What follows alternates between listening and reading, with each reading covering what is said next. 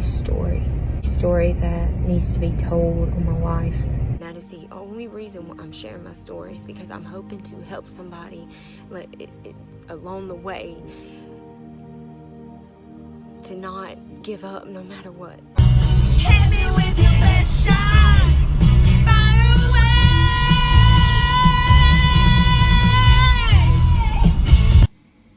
Love you, Mama. We're gonna be all right. Hi, everyone. Hello. Thank you so much for joining in on this special live that we're doing in honor of Natalie Jones. Thank you so much to the Bermuda Triangle of the South. We greatly appreciate everything that you guys do. I'm Jen. I am one of the victim advocates for Natalie Jones and her amazing community that has been fighting for justice for the past 4 years. My friends call me Jen, the corruption slayer, the Mason slayer, the dirty dog predator slayer. I tend to get a little spicy on occasion, so forgive me. It will be a ride with me. You just never know what mood I'm going to get in, depending on who we're talking about. But thank you so much for joining in. And Amy and then Jen, do you guys want to intro yourselves? Hey, I'm Jen, and I am an advocate for everyone, pretty much everyone on Earth right now. And I am just, I'm glad to be here, and I can't wait to hear what you've got to say. I would say that I'm the same, but Jen took my tagline, which is my justice for all. I am one who just advocates. I love helping research and stuff like that. And Natalie's case is one that definitely fascinates me because it has so much information to be sorted through and yet still has so much more to be learned. Absolutely. Absolutely. Greatly appreciate both of your supports or your support. We have really been unified, and I'm very grateful for all of these communities, even though it's rooted in trauma for a lot of us that have our specific cases. I'm really grateful for all of everyone that has come together for the greater good, everyone that has just really been here, especially Natalie's community. I mean, we've been fighting for 4 years, and I hope I don't get emotional. I might tonight, because this is just it's a very tough week. It's Elaine, I see you in the comments here. I will give it I'm going to give it my all regardless. Elaine is Natalie's mother, for those of you that don't know. And I just want to start off here by talking quickly. I don't want to make this a super long-winded live, but I want to be very comprehensive and just pour my heart out on behalf of Natalie's community, because we have been the one community that has done the work over the past 4 years. We have done the work in collaboration with the other communities that were there before us. I want to give special shout outs to those communities. There's Natalie Jones' disappearance. That was with the admin, Kathy Marshall. And I want to give a special shout out to Jessica Farmer, her mother, Deborah. I hope I don't get emotional. Sorry. Her mother, Deborah, they are kin to Natalie. I formed, a friendship, as we did with a lot of these people in the early days. Miss Deborah and Kathy ran Natalie Jones' disappearance, and Miss Deborah just recently passed away. Sorry, trying not to get emotional today. She has been a longtime advocate for Natalie, and she was just always such a sweet soul to talk to, and those local that knew her, she was, that woman was going to find out if she, she went toe to toe with Natalie's politically connected tech ex, who we're going to be discussing tonight. And, she, to me, in my eyes, was the epitome of a sweet but sassy Southern woman. God love it, as they say in the South.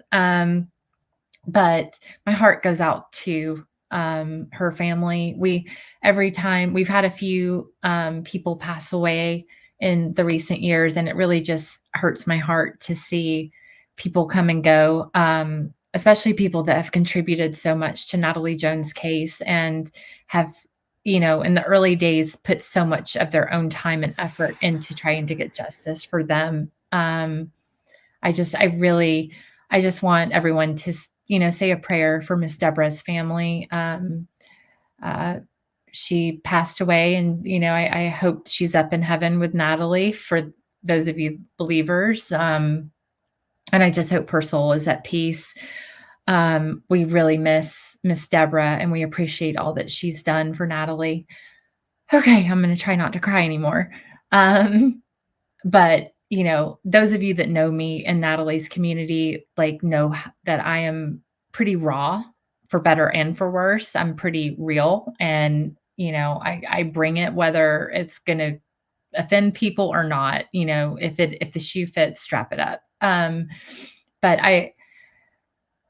okay. And I want to appreciate and show a little support, because I think it's time for all of us, even that have burnt bridges along the way, to make amends. We are all here for one reason, and that is for Natalie Jones. And I'm just speaking for her group and her communities. I have gotten to know Natalie's mother. I've gotten to know her sons. I've gotten to know key people that are related to her, that knew her, that were friends with her. And, I think it's taken a toll on a lot of us that have been fighting for her. You naturally gravitate towards Natalie because she's just look at, well, this is an AI, render of her, but she was such a beautiful outside in person who never knew it. She was just, she was navigating this life as best she could. And I don't want to get on a huge spill about this, but I want to talk a little bit about, this is a tough week for Miss Elaine and her sons. This is the week that Natalie, coming up on October 6th, when Natalie was found under very suspicious circumstances in Heard County. Many of us that were following since day one, we knew Adventures with Purpose was coming into town. When they showed up, we watched it. We were on the scene. And, it's kind of like rehashing all of that energy and coming back to that. And for people like myself that have been out to the scene where Natalie was found, I mean, I got down on my knees and I touched the ground and tried to feel her, to see if there was any sense of has she been here?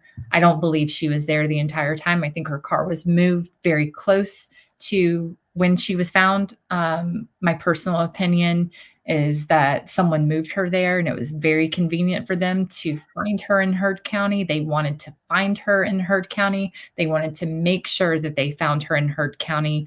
And I'm going to get into more of that tonight. I just want to say that this community, we've had a lot of people that have come in and tried to muddy the water. We've had people that have tried to steer a narrative, Tom Smith and friends. We have had people that have come in and tried to disrupt and create negativity and divide us. And sometimes it's worked and sometimes it hasn't worked. But the one thing that I will say about our community is you are not going to stop us. You are not going to get in our way, and we will continue fighting, and we will continue fighting forward, because the people that are behind us, locked in alliance, in solidarity, we are a force to be reckoned with. And I'm at the front line. So you don't want to go toe to toe with me. Mark my words on that. But I'm trying not to be spicy, because then people start thinking I'm a bitch, which I can be, but I own it. I do have a big heart. I have fought very hard for Natalie for the past 4 years, specifically more so over the past 2 years. I have stayed up past 3 a.m. when I had to be up at 7 o'clock to start work. because she's worth it in my eyes. I think that anyone that truly understands Natalie Jones and knows the things that she has been through in her life, they understand that she is a victim. She is a victim no matter how you want to perceive her, how you want to look at her, what you want to try to label her, whether you have jealousy that comes in because maybe your man flirted with her, or maybe this, maybe that. Like, she is a victim first and foremost. And so we are not going to victim shame, victim blame during this life. Okay. All the people surrounding her, however, we will call them out for what they are, which is they are bad energy. They are dark souls. They are dark people doing nefarious things that swept her up into it. She was trying the best that she could. So I just wanted to say that, I just want to say that those of us in Natalie's community, that they know our intentions, and that's all that matters to me personally. It's all that matters to our other admins and moderators. It's all that matters to those advocates that are doing good things for the right reasons. And we have been fought tooth and nail, back and forth. We have had no help from law enforcement. We have had no help from the DA's office. At this point, I'm going to go so far to say we've had no help from the GBI, nor have we had any help from the FBI, who has been on some communications. We're tired, you guys. But at the same time, I just want to reiterate that our level of tiredness is not the level of tiredness and sadness and unhealed trauma that Miss Elaine and her boys, Natalie's boys, are feeling and facing 4 years later. It's something that I can't relate to because I'm not her. I'm not her children. And as it really relates to the people in those communities, I'm sorry, but I think a lot of them are trash. And I'm just going to go ahead and say it. And I'm not saying that in a derogatory sense of trash being that you come from poverty, or you come from this, or you come from that. I'm going to say you're trash because you know things that you're not speaking up about. You know things in these counties and you're not speaking up about it. And you have had 4 years to do so. You've had 4 years to help this family get justice, and you haven't done it. So that's okay. I'm going to pivot over to Spicy Jen for a second, and we're going to work through this presentation because time's up and 2024 is the year of exposure. Brace for impact, because we're coming. As you can see here, this is Natalie Jones. She was found on October 6, 2020 in Heard County, Georgia. She vanished on July the 4th, realistically July the 5th of 2020, after traveling from Georgia into Jackson's Gap, or into Alabama, into Jackson's Gap, Lake Martin area, stayed a few hours, drove back, had a call with a Department of Homeland Security employee, made her way back into Georgia, and then she just vanished for 93 days in a hot pink car. And then mysteriously was found, after Adventures with Purpose came into town, announced, and a certain detective, hi detective, a certain sheriff, hi sheriff, wanted to say that, we're treating it as a crime scene, but it appears that her car has been here the whole time. And meanwhile, we're going to prop our foot up on the bumper. And meanwhile, we're going to not test what appears to be a blood-soiled bandana. These are competent people in law enforcement, right? I want to support law enforcement, but at this point, I question your education and training. I'm sorry. Not sorry. Let's continue before I get more spicy. Tonight's episode, this special, is The Tower. So let's play a little bit on The Tower. What do you say? Do it. Oh, it's not really playing for for some reason. So this site, let me see if I can get it pulled up. Sorry, you guys are having some technical difficulties. Yeah, it's not playing here, which is unfortunate. So we will, I don't know why it's not playing here, which is kind of annoying. Let me see real quick if I can get this to, it's just not playing. Jen, I sent you a link, an invite on TikTok. I know. Well, I'd already gotten off of it. I couldn't. I just sat there. So I'm like, well, I guess we'll just. So forget it. It doesn't matter. Okay. Well, we're going to pivot over because that's what we do. This is actually a video of a site. Let me see if I can actually stop presenting really quickly and present something else. 1 second. I will see if I can find it. What do you know? I found it. So we're going to talk about the tower tonight, and that's going to be the primary focus. There you go.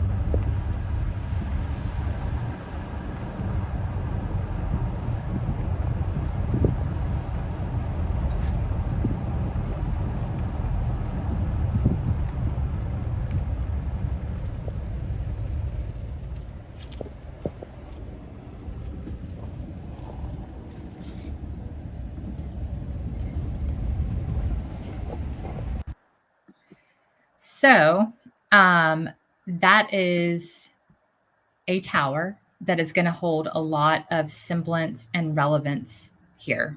Okay. So that tower is what we're going to be discussing tonight. I have one more video here that I want to share that goes closer up to the tower so you guys can see. Some of you might know where this is, some of you might not. So let's see if I can get that up here. 1 second.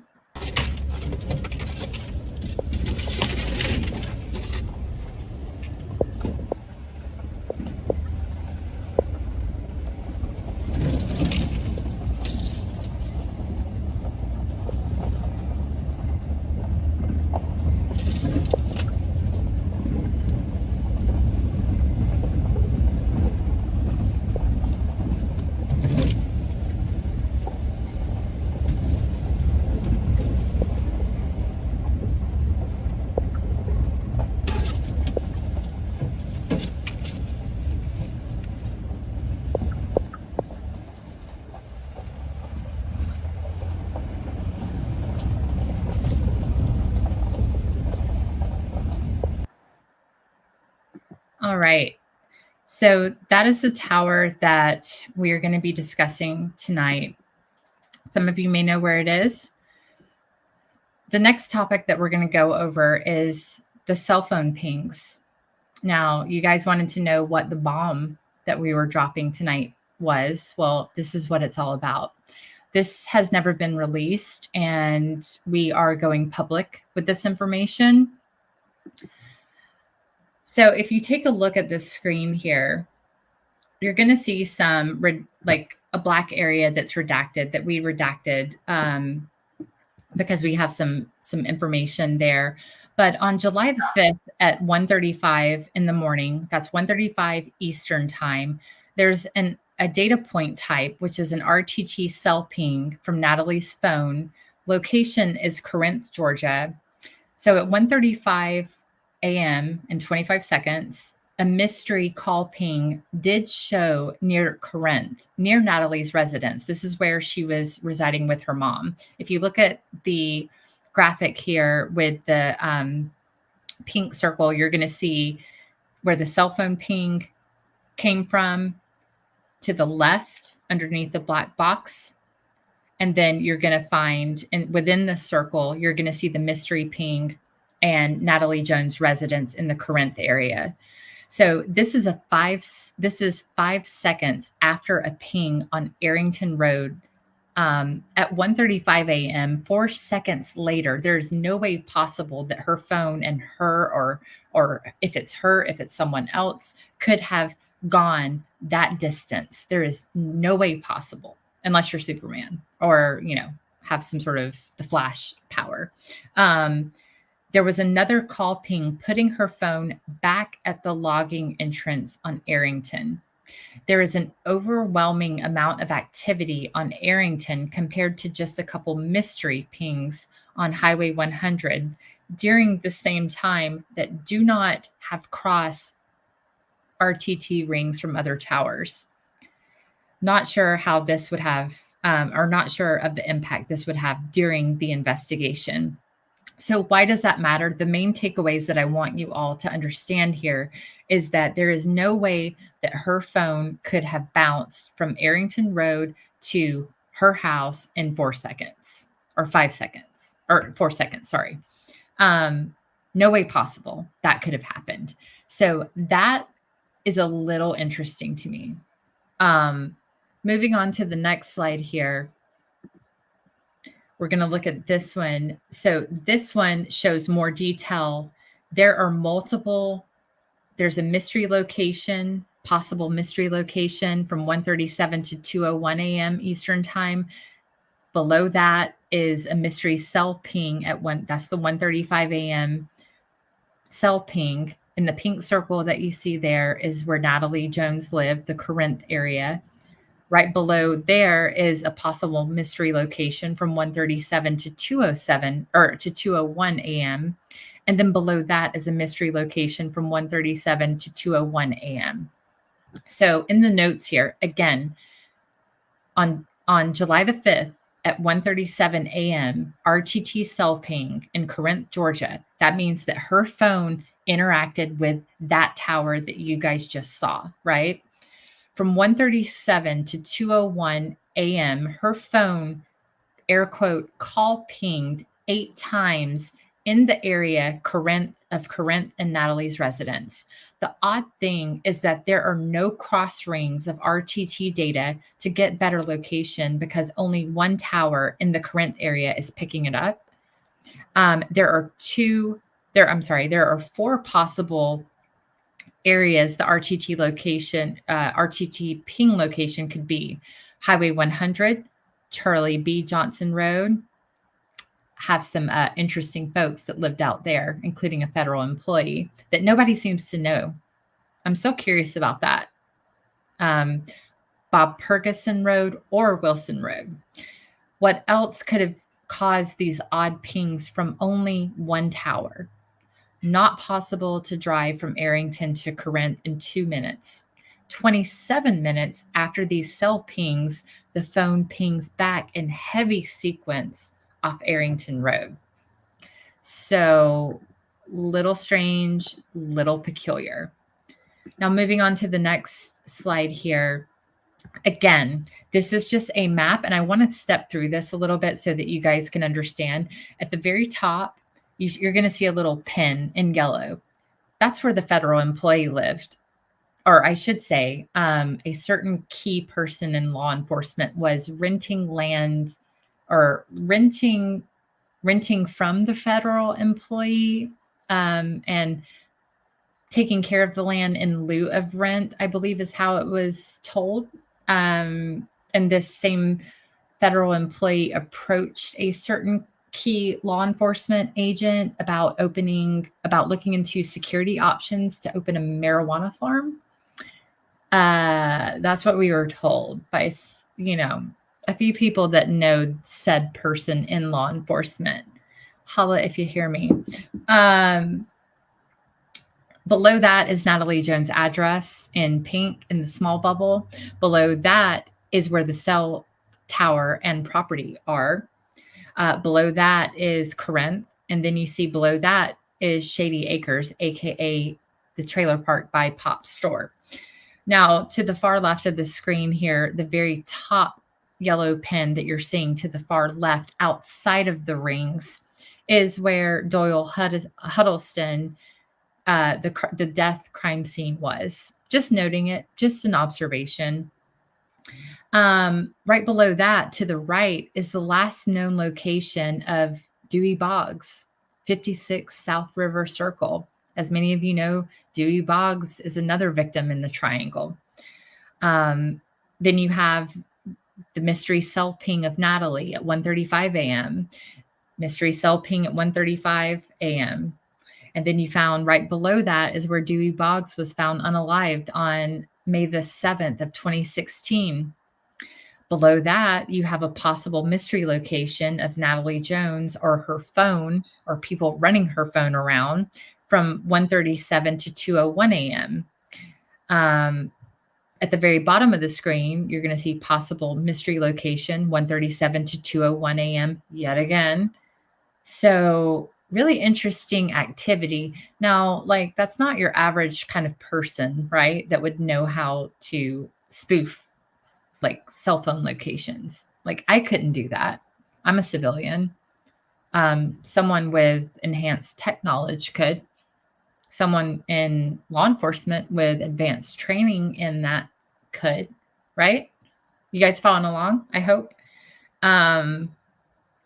So as we go through the next slide here, we're going to start talking about Natalie's politically connected tech ex. Many people have, speculated about him for many, many years now.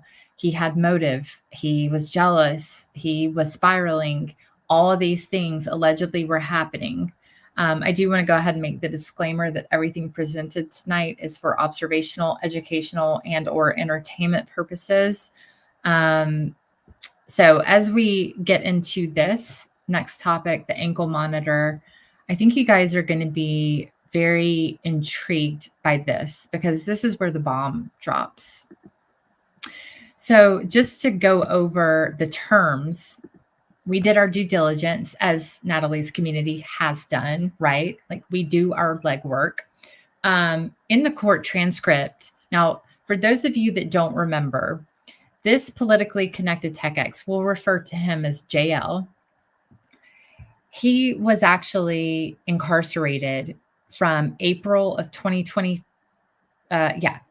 April of 2020 up until about a week and a half before Natalie vanished, when his father used one of his connections, which just so happens to be a Georgia senator who's related to the governor through marriage, retained him as JL's counsel during this, drug probe of sorts, if you will, for trafficking, amongst other things, after he began being investigated back in February of 2020.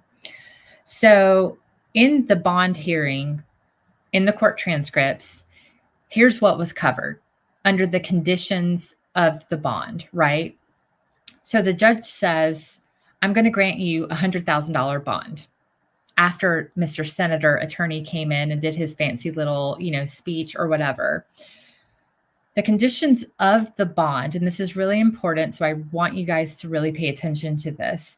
The conditions of the bond and ankle monitor: reside at your parents' home, right? Which is not the house he was currently living in, the same neighborhood where the investigator that he allegedly put the hit out on lived, in that same neighborhood. Not sure if you guys knew that, but if you know, you know. Number 2, you are allowed to go to work, which has been testified you have a job waiting on you at Lawrence Inc., which is his father's print company, not Southern Sky-Fi, which is the air quote rural Wi-Fi for all tech business that never got fully off the ground, that he formed with his childhood best friend. Have some questions there. And Natalie was listed as the secretary of business, not just an admin secretary, and she owned 5% share in that business with him.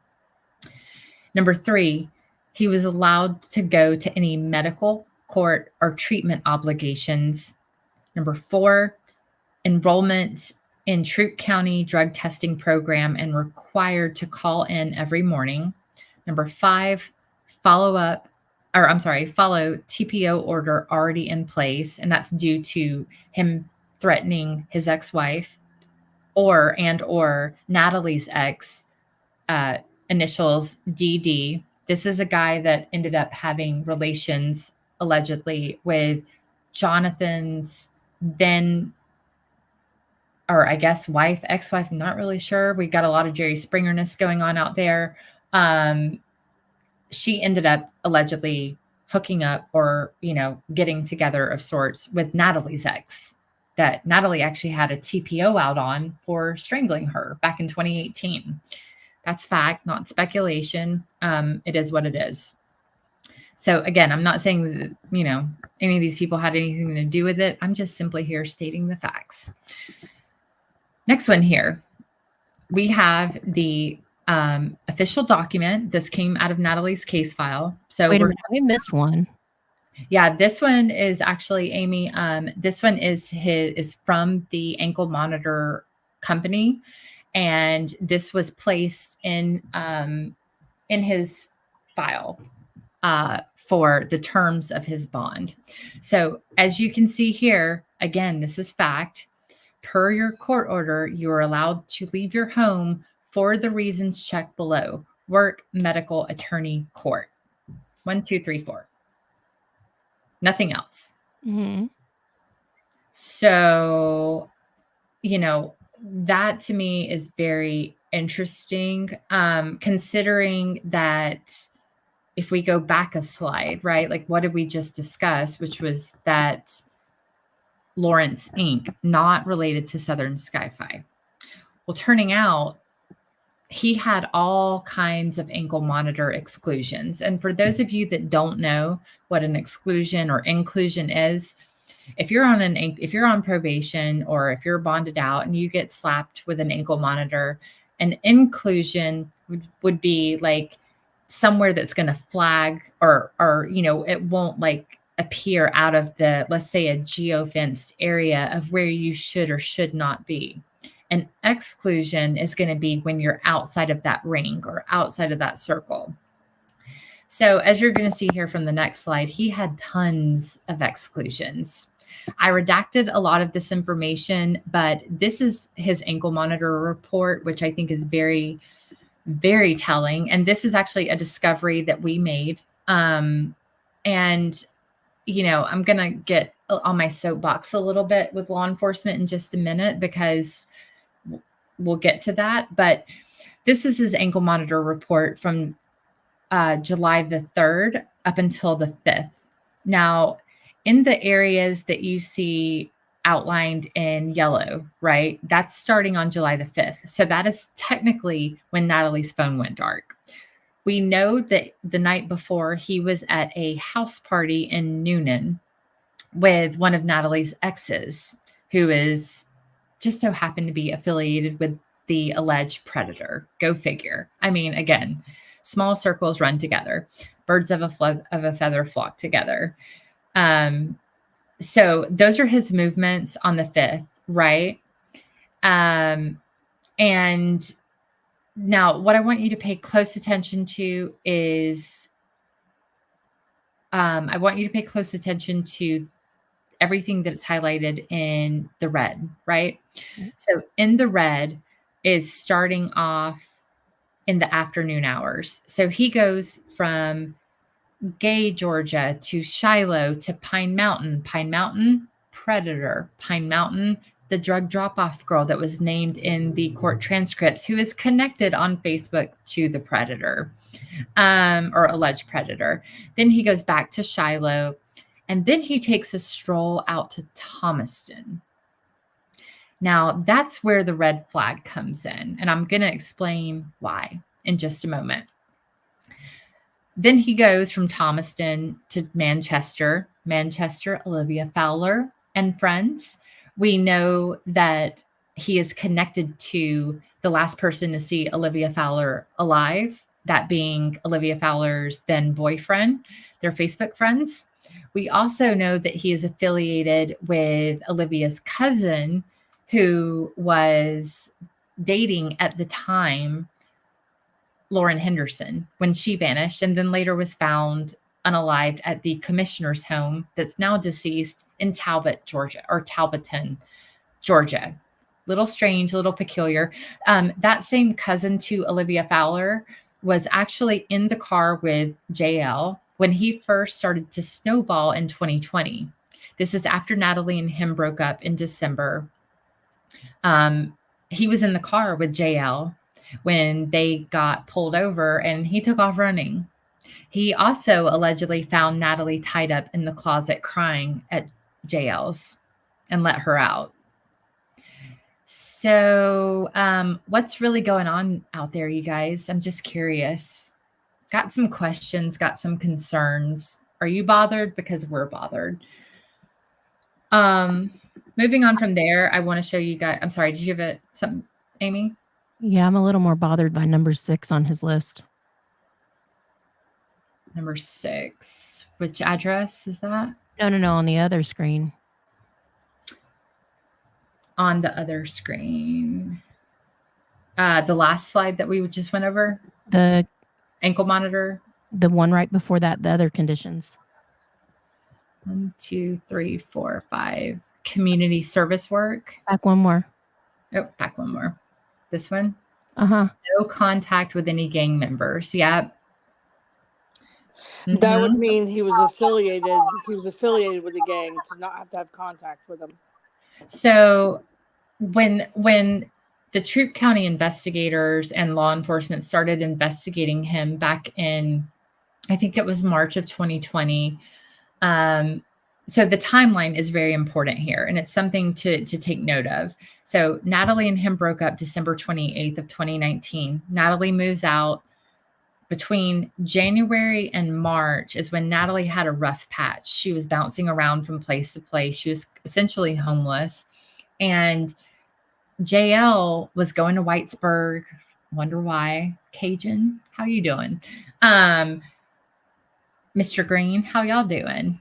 Mr. Boone, are you still going out there? I'm just curious. Mr. Boone, have you still got all those boats, Mr. Boone? I'm very curious about that one.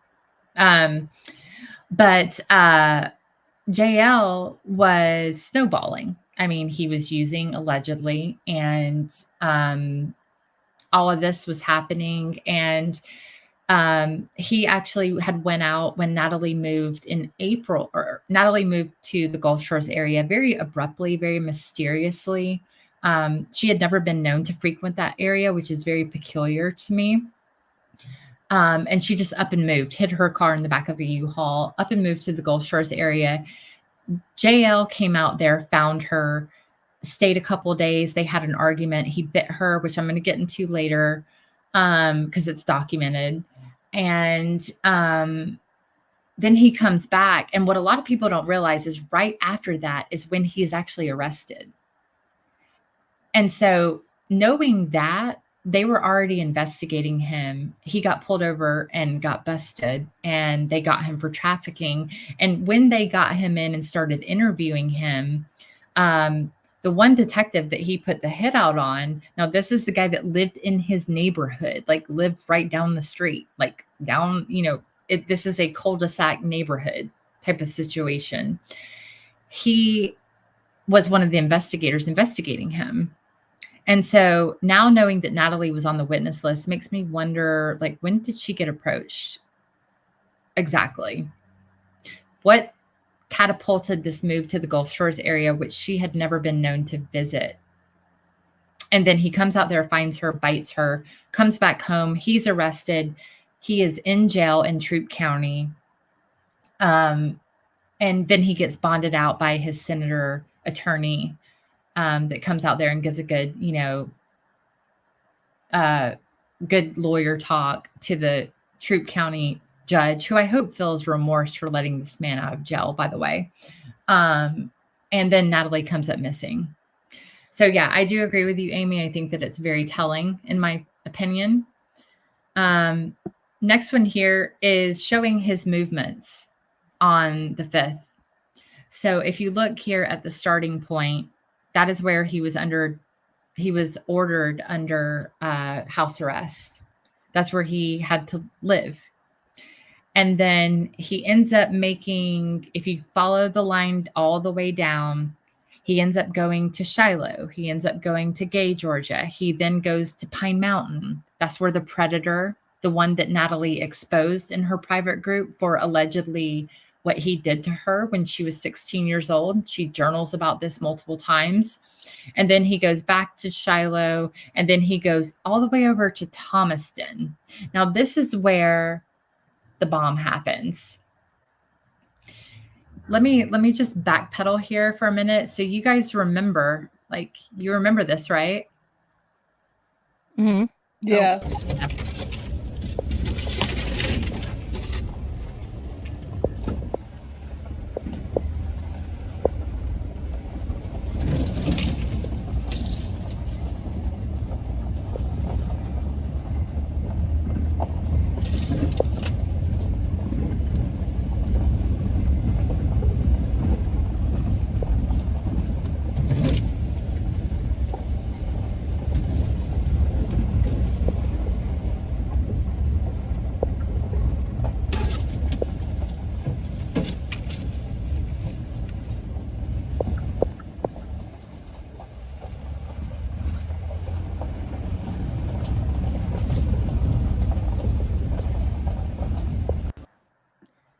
Okay, so that's the tower that we're discussing tonight. So where you're seeing the boom, okay, so here's where we're going to drop the bomb. That tower, the property, right? The property where the tower is owned by a man who resides in Thomaston, Georgia. Well, we did our legwork like you would think law enforcement would do, because this is what they do all day. Like, we're civilians. We don't know what we're doing, right, Heard County? I just want to clarify that. Right, detective? Right, sheriff? We don't know what we're doing. So that landowner has a residence, his primary residence listed on the tax assessor as Thomaston, Georgia. So we went and we basically looked at the geofence, like the parameters of the road that showed up on JL's ankle monitor report, and it's right there at the guy's house. So JL on July the 5th, after Natalie vanishes, after her phone goes dark, he, starts off his morning at his parents' house, and then he drives down to Shiloh, to Gay, goes over to Pine Mountain for whatever the reason, Callaway Gardens, maybe just wanted, during the pandemic to get out there and see some peacocks. And then he makes his way to, like, right by where this landowner where this tower that Natalie's phone ghost pinged at 1:35 in the morning, he goes by there around 7 p.m. And then he makes his way back over, and he drives all the way out to West Point. Now, West Point, where he ended up, was the Frisky Whiskey. And he went out there to allegedly meet his new girlfriend, his new secretary, I think is how he referred to her, taking Natalie's place, little blondie. Yeah, we all remember her, those of us that have been following the case. It's a very interesting series of movements on July the 5th. Why is he allowed to go 3 hours and 23 minutes away right there on that one? Well, the 3 hours, the reason that it's laid out like that is because it's a Google map. So it's literally point A to point B to point C, and so on. So it's calculating like every single stop that he did all along the way until he gets back home. Okay, I got you. Except for, I think, from the last point back home, it's not calculating that. So, I mean, these are all exclusions, you guys. Thomaston, if you look, is way out of the way. And the fact that he goes, why is he over there? Now, I want you guys, and again, this is just observations. This man that had listed Natalie as the Secretary of Business, they had dinner with a U.S. House of Representative that's listed as an incorporator that lives in Grantville, doesn't have a college degree, politician, little peculiar, okay. He is advanced tech knowledge, is all I'm going to say. If anyone wanted to outsmart an ankle monitor, he could. If anyone wanted to spoof a location, he would know how to. If anyone would want to hack into someone's phone, he would know how to. This is advanced technological knowledge that not your average person would know, and he knew, is all I'm saying, with an interesting series of movements. So let's get into him a little bit more, because I'm going to play devil's advocate here, to be fair and to be objective. This TechX, he started this cell phone business, this cell tower business, of putting the goal essentially would be for them to have their own towers. But he formed this business with his childhood best friend. And basically, the best way I can explain it to everyone so that they understand is that in these rural areas, you don't have a lot of great cell phone coverage. You don't have a lot of good reception. It comes in and out. So therefore, in order for you to work with with technology and where you're utilizing either building a cell tower or using existing towers to put your technology or equipment on that cell tower, and kind of use the fact that it's X amount of feet up in the air, you have to work with local jurisdictions, which requires you working with government. Well, that's where the U.S. House of Representative that lives in Grantville with no college degree, to my understanding, that Natalie had dinner with multiple occasions with this ex, comes into play. He would be someone that knows people in government. In fact, his former jurisdiction was pretty much every single county in the Bermuda Triangle of the South. It includes all of them. So this is one of the tower locations. Now, I do want to go on record and say that, it appears that this business, they started kind of pre-selling. It never really launched, in that they never built their own towers, to my understanding. I may be wrong on this, but I believe that they were using some existing towers. And now we're going to get into what I'm still very curious about. And I'm going to talk a little bit more about this later. But this is a text message in Natalie's old phone. This is in between January and March of 2020, where he says, "What's jeopardizing anything? You're not making any sense.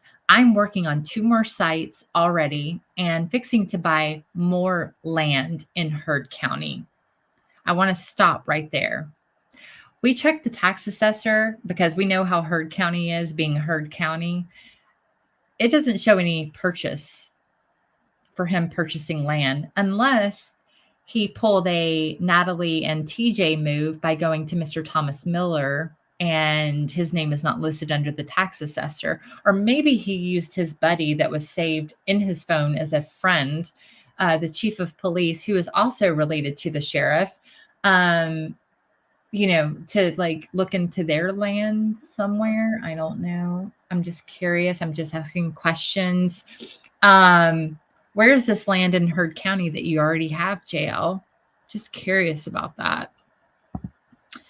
Next thing, we're going to pivot over here to Natalie's private group. Now, as many of you know, she had a private group called My Story Isn't Over. This is the private group where she basically took to this group and started vlogging. She would make videos talking about different experiences that she had in life, good, bad, ugly. This is where she exposed that nasty old man, the alleged predator.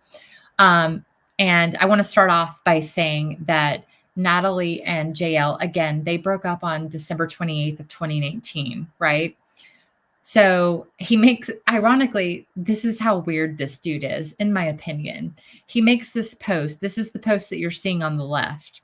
"Natalie Pearl Jones, you're the strongest person I know, stronger than I. You are raising 2 good, kind boys. We may not be perfect, but don't need to be. That creates beauty.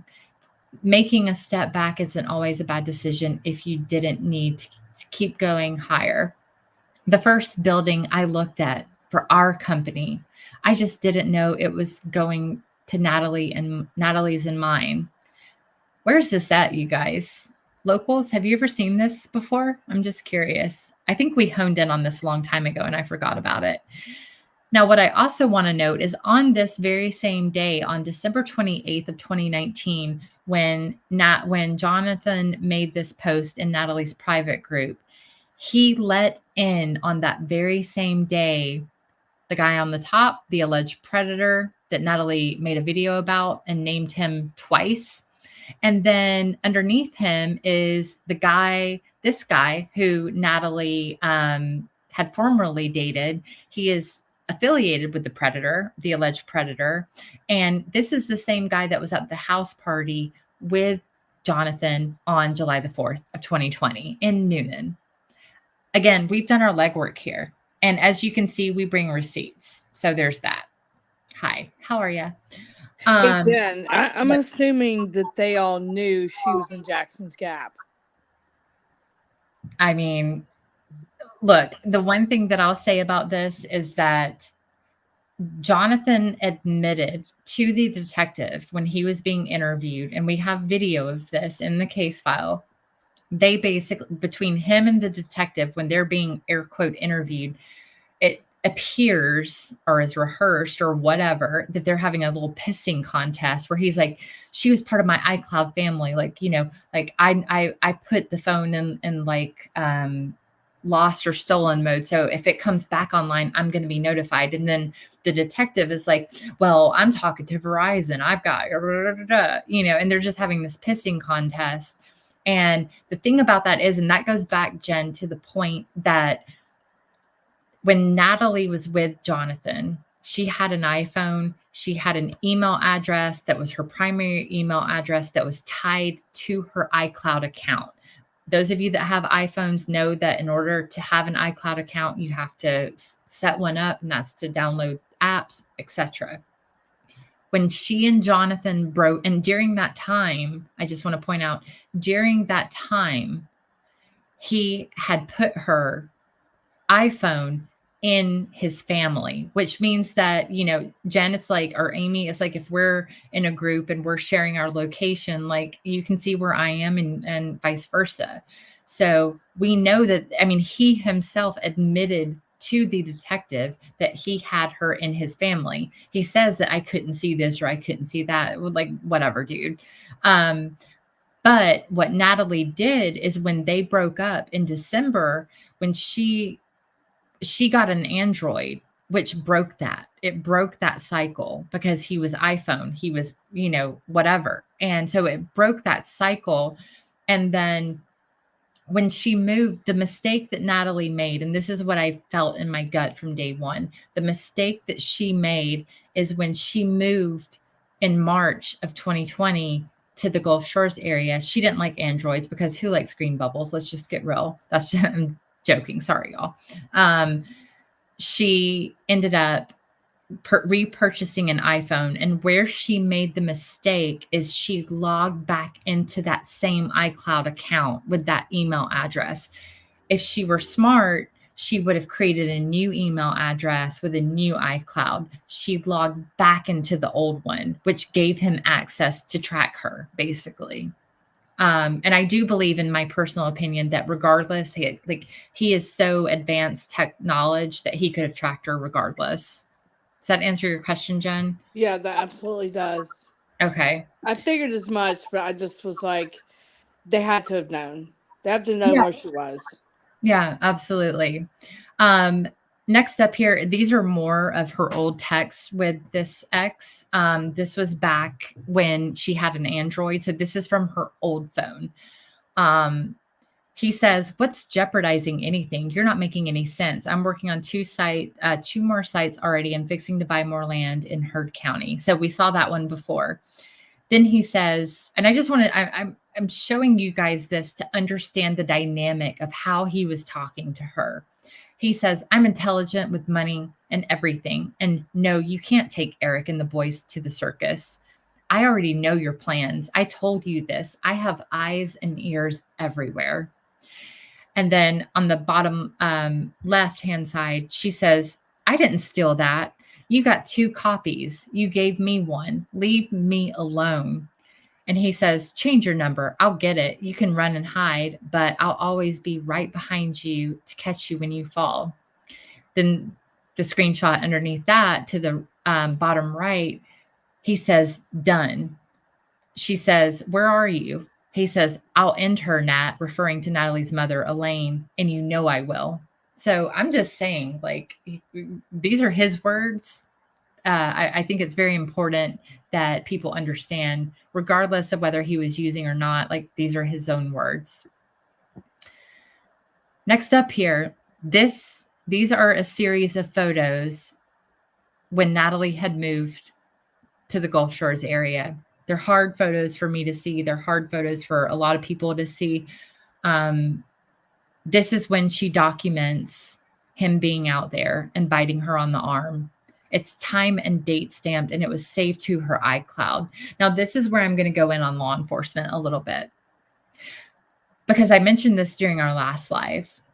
So the detective, hi detective, again, if you're listening, you wanted to state in your own supplementals that you canvassed everything in Natalie's iCloud and there was nothing of relevance other than a fight between her and her mom. These were saved in her iCloud, detective. These seem pretty important to me, right, detective? I mean, you do this all day, right, detective? Am I clear on that, detective? Like, this is your job, right? Am I touching a nerve? I mean, you have all the resources at your disposal, right, detective? Yet this isn't a red flag. I just want to confirm that, detective, right? I think you got the point by now. This is Natalie Jones. We are fighting for her. We are going to continue fighting for her. The last little bit of this that I want to talk through before we wrap is I'm going to be objective and I'm going to play devil's advocate about the politically connected TechX that we just talked about. I'm not saying that I don't think that he's involved. I think there's a certain female that's involved. I think potentially a predator. I think potentially some law enforcement with corruption. And it makes you wonder, what did Natalie Jones know? What was on that computer, detective, that you were so keen to falsify a departmental record over? I'm just curious, detective, if you're good and if you're here to help, why not give us everything that we need, including an entire case file that the DA's office told me verbatim, and Elaine and everyone else that sat across from him at the Heard County Sheriff's Office or the Heard County Court, whatever it is out there, that this was the entire case file. It's not, is it, detective? How's that federal employee friend of yours, detective? Just curious. I want to go a little bit into what the juror testimony that we received by someone that sat in on the trafficking charges for for JL, Natalie's ex. I think it's important. What if, in the grand scheme of things, there are people above JL? Part of the presumed abduction and unaliving of Natalie. Does this mean he isn't involved? No. But what if there are people that orchestrated this above him? Maybe they all knew about it. So I want to recap that really quick if you guys have time. So many of us speculated very early on that Natalie was on the witness list to testify against Jonathan. We couldn't prove it. We didn't know. Law enforcement said, well, we don't have any concrete evidence. Like, shouldn't you be able to figure that out? One would think, being a law enforcement agent. It's now confirmed Natalie Jones was on the list of witnesses, even though she had been found deceased in her car in October of 2020. Note that this case was finally heard in September of 2023. The court decided without jurors present that anything more regarding Natalie Jones in Jonathan's trial would be omitted. TJ, the female that we deem as a person of interest, seemed to have a weird connection to Jonathan. There were many text messages that were shown to the jurors between Tabitha and Jonathan. The money, the prosecution said that Jonathan was offering to have the detective unalived, came from text messages from Tabitha. In the text messages, he wanted to buy a gun from her older brother, same guy that barged into the guy's house with TJ and allegedly the younger brother a couple days before or after Natalie vanished, stole his SIM card and home cameras. Jonathan stated that he had to stay at his parents' home because the detective that he threatened was afraid of him. A lie. Per his ankle monitor and bond terms, that was court ordered, as you guys just saw, right? In the stalking case with Jonathan and Dee Dee, that's Natalie's ex that was allegedly having relations of sorts with JL's ex-wife, it allegedly appeared to the jury as both men were instigators. 2 gang members were brought in to testify against Jonathan. They were 2 inmates that had been housed, if you will, with Jonathan. Both shared cells with him, one in Troup County and then one when he was moved to Fayette County, where he was temporarily held. Both inmates were affiliated with the same gang, though 2 different denominations of said gang. One gang member had testified that he had his finger cut off the day before he testified against Jonathan. The other gang member got off a 38-year sentence for being tapped regarding the Jonathan hit on the detective. Jonathan was found guilty of conspiracy for murder versus attempted murder because the inmates that had testified against him never discussed murder. It was more along the lines of, hey, you remember what we talked about last week? That was able to be shown for evidence. A map of Jonathan's neighborhood. This is the same neighborhood that he had lived in prior to with Natalie, the same neighborhood the detective in Troup County lived in. A map of that neighborhood was shown and drawn by both inmates. Reminder, the detective Jonathan allegedly took the hit out on. There were allegations that Natalie had been meeting up with that detective. Much like we're now hearing, though, through more credible testimony, same with the detective and that certain sister. That speaking of that certain sister, was in the car with Jonathan during the time he was stalking Natalie's ex, Dee Dee. She had taken a selfie with Jonathan outside of Dee Dee's home, and it was sent to Dee Dee. Yet she was allegedly playing fence hopper, being friends with both Jonathan and Dylan. Jonathan did mention some connection to the mob in his interview with police, stating that he was related to someone in the mob. Per his ankle monitor terms and his bond, he was to live at his parents' home in Sonoya.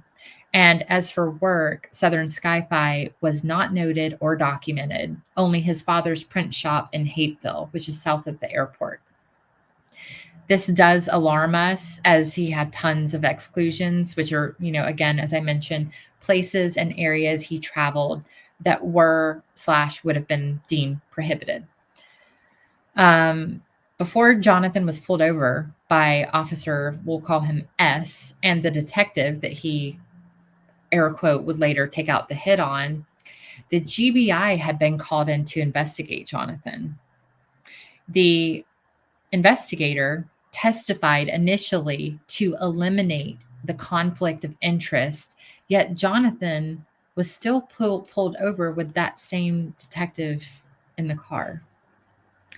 So, as many of you know, Jonathan was sentenced to 35 years, and he now sits in state prison. He has new Facebook and Instagram accounts, and I'm sure many other social platforms. But it does make me wonder if he was used as a pawn, even with his power back connections from his dad and family, they being law enforcement. Could that be considered entrapment? It was also mentioned that Jonathan had a Heard County officer friend saved in his phone And that friend is none other than a certain chief of police that's related to the Heard County sheriff. Both of them were allegedly at this cabin party with a certain commissioner, Iron Cross bikers, Chattahoochee River, Central Hatchie, drugged women. So we've heard a lot of rumblings and ramblings about, oh my God, you guys, this is old school Sons of the Confederacy, KKK, Masons. Let me just go on record and say I'm not impressed by any of you, and I'm coming for you all. Our community is coming for all of you. So if you want to play, let's go. That's all I've got to say, you guys. Amy, Jen, final thoughts about all of this? I actually thought this was really good. I think after seeing this, I really believe that JL was there when the last time she took a breath. Same. No doubt in my mind.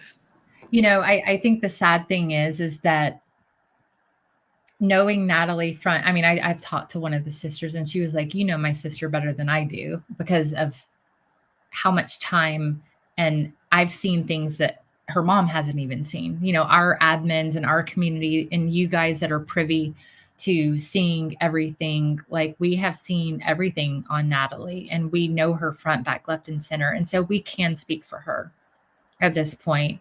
And I think the saddest thing, and Jen, I'd love to hear your thoughts about this, and Amy too, is that none of the people in her life were good.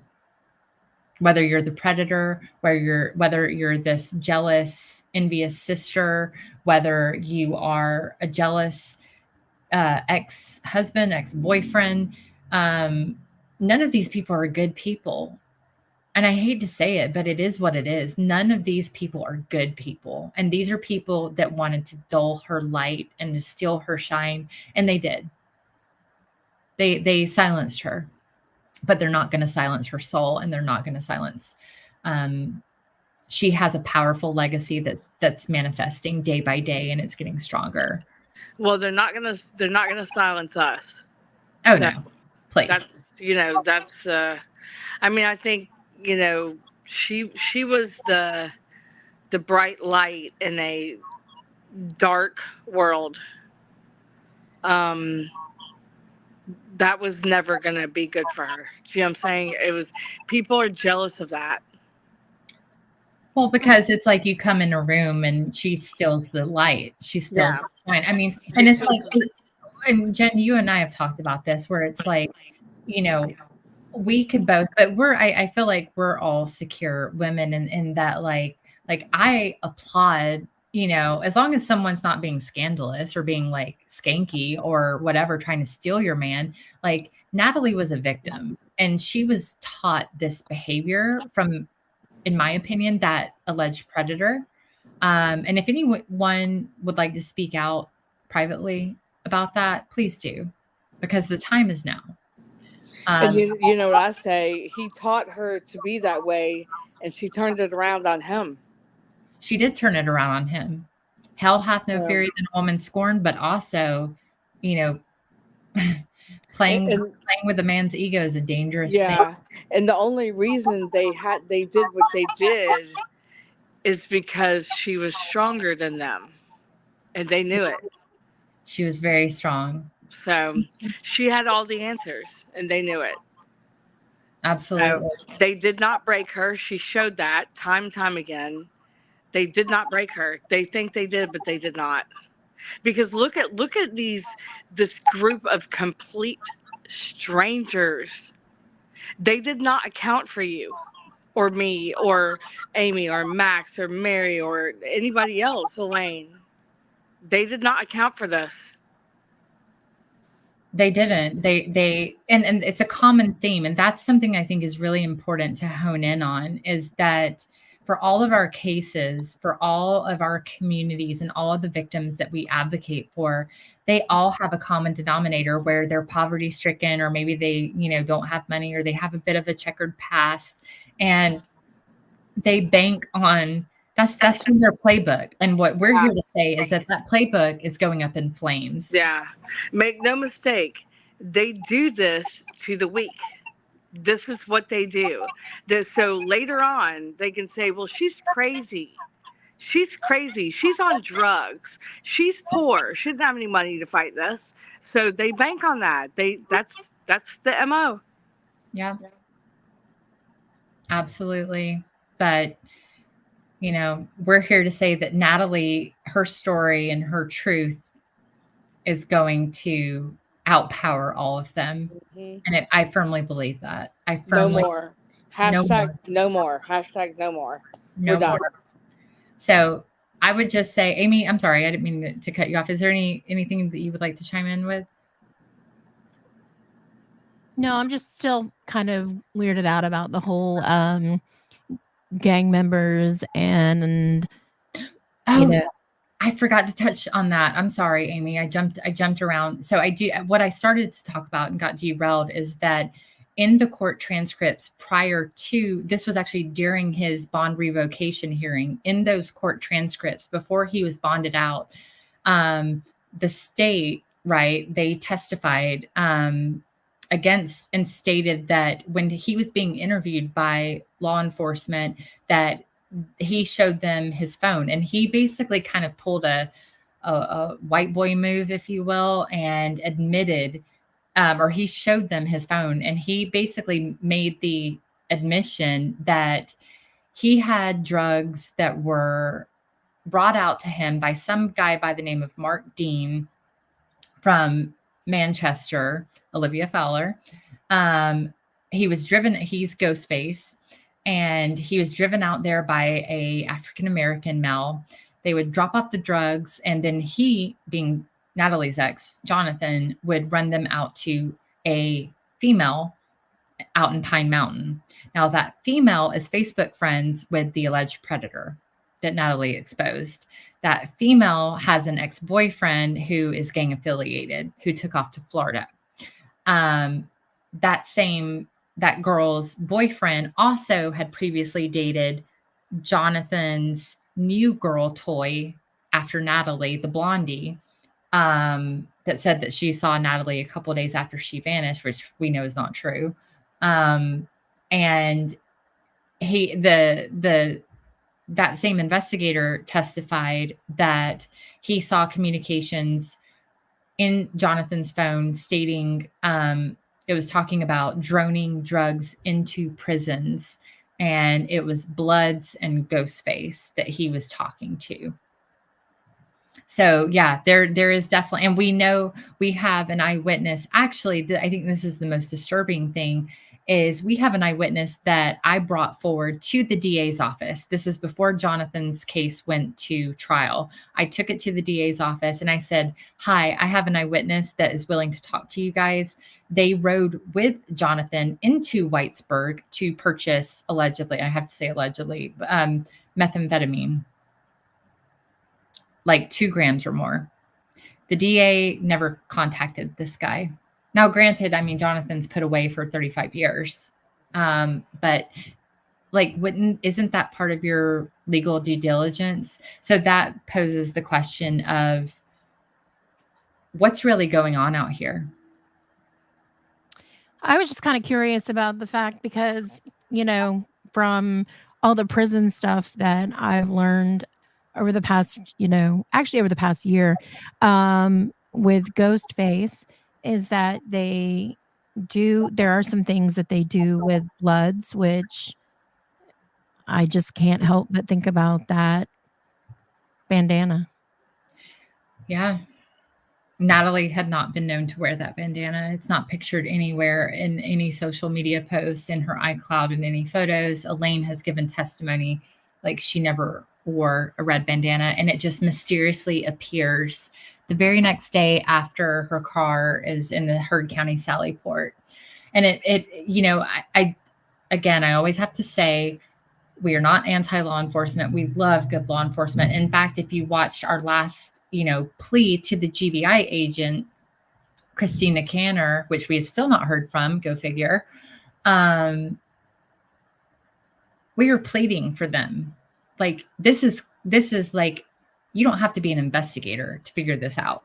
Like, we are civilians, and we have been knocked down, or, well, I'm not going to say knocked down because they don't hold that power over us, but we have been, don't pay any attention to these people on social media. No, these people on social media have done far more than you have ever done. So that points a finger back at, what are you trying to cover up, law enforcement?